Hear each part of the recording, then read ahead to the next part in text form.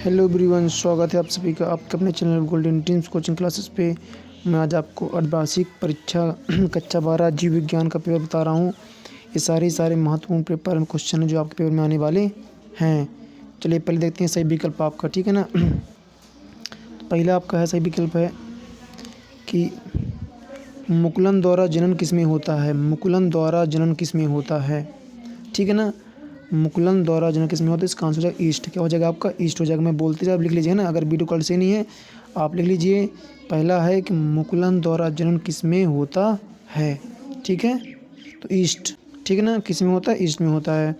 फिर दूसरा हमारा आता है निषेचन के बाद अंडाशय परिवर्तित हो जाता है।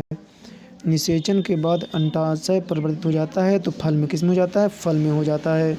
दूसरा हो गया आपका। तीसरा देखते हैं, तीसरा आपका है कि निम्न में से कौन सा जीव सजीव प्रजक है। निम्न में से कौन सा जीव सजीव प्रजक है, तो स्तनी क्या हो जाएगा, इसका स्तनी हो जाएगा। आगे बढ़ते हैं। चौथा हमारा है परागण की बाहें भित्ति बनती है। परागण की बाहें भित्ति बनती है तो स्पोरोपोलियंस है ना, बी नंबर इसका ऑप्शन हो जाएगा आपका। फिर अगला आपका है कि नारियल का नारियल पानी क्या है, तो मुक्त केंद्र की भ्रूणकोश है ना। आगे चलते हैं। अगले में किसी परागकोश की लघु बीजाणु ध्वनि की सबसे बाएं व सबसे भीतरी परतें क्रमशः होती हैं, तो एपिडर्मिस एवं टेपेटम, ठीक है ना। ये आपका ऑप्शन नंबर बी हो जाएगा। आगे बढ़ते हैं अगले क्वेश्चन की ओर। चलो अगला देखते हैं हम लोग। भ्रूणपोष में निषेचन के बाद नष्ट होने वाली, हमारा अगला आता है कि भ्रूणपोष में निषेचन के बाद नष्ट होने वाली कोशिकाएं हैं। इसका आंसर हो जाएगा आपका सहायक कोशिकाएं है ना, इसका आंसर हो जाएगा आपका एवं प्राथमिक, ए नंबर ऑप्शन हो जाएगा, ठीक है। आगे बढ़ते हैं कि सिफिलिस रोग उत्पन्न होता है तो पेस्टुआ द्वारा, है ना। यहाँ सॉरी ऑप्शन इसमें दिया है आपका कि आपका सिफिलिस रोग उत्पन्न होता है तो टिप्रोनिमा पैलिडम द्वारा, है ना। ये आपका ऑप्शन नंबर 7 सही है, ठीक है ना। अगला देखते हैं। एमियोसेंटेसिस प्रक्रिया अपनाई जाती है गर्भावस्था के, इसको आप देख लीजिए जो आंसर इसका सही है, ठीक है ना। आगे बढ़ते हैं। एसटीडी है तो इसका हो जाएगा नर बंधकरण, ऑप्शन नंबर डी। फिर आगे बढ़ते हैं। क्वेश्चन हमारे हैं, एक बीजाणु विकास से क्या समझते हैं, है ना। फिर अगला है एक प्ररूपी आवृतबीजी बीजाणु का नामांकित चित्र बनाइए।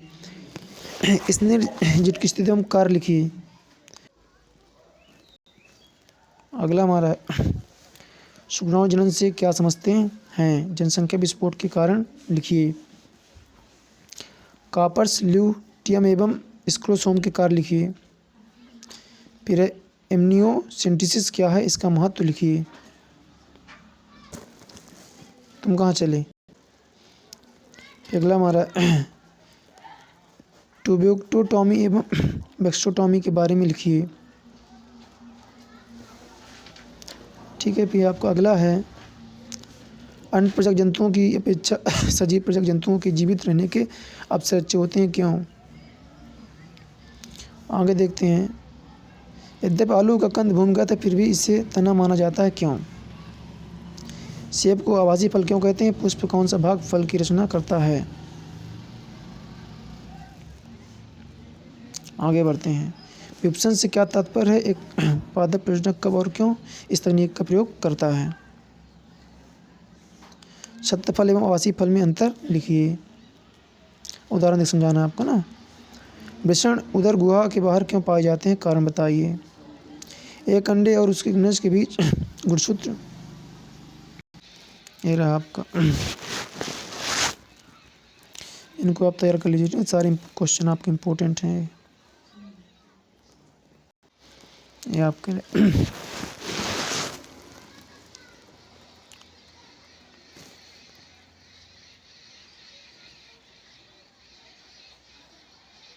नंबर 23 है मानव है तो इसका हो जाएगा आपका अन्य प्रजक, है ना। फिर आपका ये हो गया, ये सारे आप इनको आराम से लिख लीजिए। ये सारे आप क्वेश्चन हैं आपके।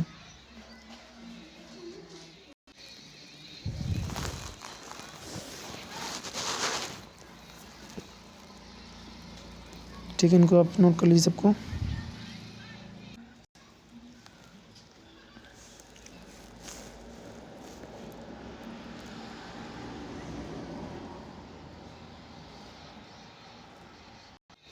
अगला है